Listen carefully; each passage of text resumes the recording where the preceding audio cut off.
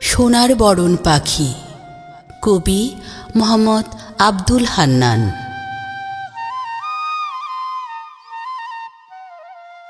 সোনার বরণ পাখি আমার খাঁচার ভেতরে রয়, আমার মাটির খাঁচা সাজে এই পাখির আলোয়। পাখি পালালে মিটে যায় সব রঙিন পরিচয়, খাঁচার ভেতর থেকে পাখি মধুর কথা কয়। সে দুধকলা ও মধু খায় করিয়া অভিনয়, গোপনে পালাবে পাখি হলে যাওয়ার সময়।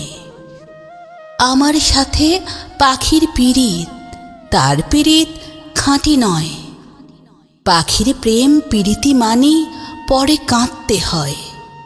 পাখি একদিন ভাঙবে পীড়িত, ভাঙবে যে হৃদয়। পাখির প্রেমে পড়ে আমি ঘুরলাম জগৎময়, জ্বালায়নি কবরের বাতি, করিনি যে সঞ্চয়। আমার পাখি উড়ে গেলে বাঁচাই ওগো প্রেমময়।